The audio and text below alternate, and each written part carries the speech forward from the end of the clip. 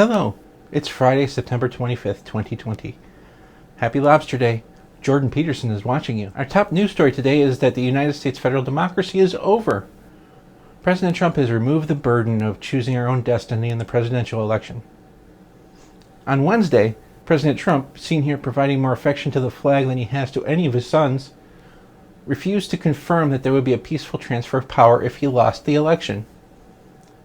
He decided to double down on Thursday, and after stopping the motorcade at KFC, he again refused to commit to a peaceful transition of power. As part of this terrifying statement, President Trump referenced 9 discarded ballots, which he claimed were all for him. 7 were, but I'll give him math is hard. These were military ballots, which is important. Apparently, military ballots are in envelopes that are very similar to other ballots in Pennsylvania. But because military ballots are often printed so early, sometimes even before primaries are completed, they must be blank. Therefore, these ballots are handled differently. The initial investigation traced the error to the facility where the ballots were accidentally removed from envelopes because they appeared so similar. This shows design is important. Better call up 99% Invisible because I got a story. Should the ballots have been tossed? No, they probably should have been marked. The general election ballots have not gone out. However, the damage has been done by Trump throwing proverbial gasoline onto the fire of his followers, who already carry tiki torches. Our next news story is the same as it's been for a long time, the coronavirus. In the past 14 days, new cases have gone up 17% and will likely reach 103,000 deaths before I record this. But Florida has decided to remove almost all restrictions nationwide, proving that Florida can and does have a Florida man for governor. DeSantis, seen here counting on his fingers the number of neurons still functioning in his brain, signed an order allowing restaurants and many other places to operate at full capacity. He justified this by saying things weren't quite as bad as they once were. This is true, but there were nearly 2,500 cases reported yesterday.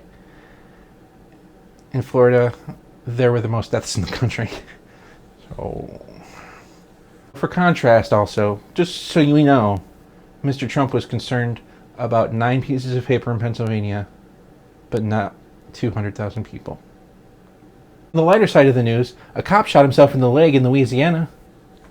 The officer, shown here not worried at all because he's a cop, was booked for criminal mischief and malfeasance in office. Which I say mostly because malfeasance is a fun word to say. When he called for assistance on the night of the incident, he tried to blame it on an armed assailant and claimed it was an ambush. But at least it became quickly obvious to the investigators who the armed assailant was. Himself. He is also, of course, on bond and paid leave, so just like he shot anybody else, this is still America after all. A quick hit here. During Ruth Bader Ginsburg's services, Donald Trump appeared, and like a groundhog, he saw a shadow and quickly got scared. The shadow was a large crowd chanting to vote him out. Later, Trump said he did not hear it, and First Lady Melania Trump understood immediately, as it had been years since he'd stopped listening to her. Finally, in sad environmental news that might make you giggle, the Trump administration finalized plans to open 9 million acres of woodlands for logging in Alaska. The part that might make you giggle is how I'm going to choose to pronounce the name of the forest. The Tongass National Forest is one of the world's largest carbon sinks. The Tongass Forest is approximately 16 million acres in total. So, combined with the opening of the Arctic National Wildlife Refuge, this also has an effect on the native population. I have no jokes about this, except an observation that social justice and racial justice specifically often function across many boundaries. So that's the news at Gen for today. I have reworked my Patreon tiers, so if you would like to join us, I would love that. Join us and do so, and you can join these many lovely people going by the credits. I'd love to be back up at what I was at the beginning of the whole pandemic, like 30 Patreons. It's not a lot, but it's more than the 17 I have now, even though I love them all, and I do appreciate them. If you join, you'll get all of my old posts when I was just posting stand-up and stories. At a certain level, I'll do a set of jokes based on your prompt, so hit me up. If you can't help that way, and I understand. Likes and follows on social media can help. Thanks for watching. Please like, subscribe, and remember,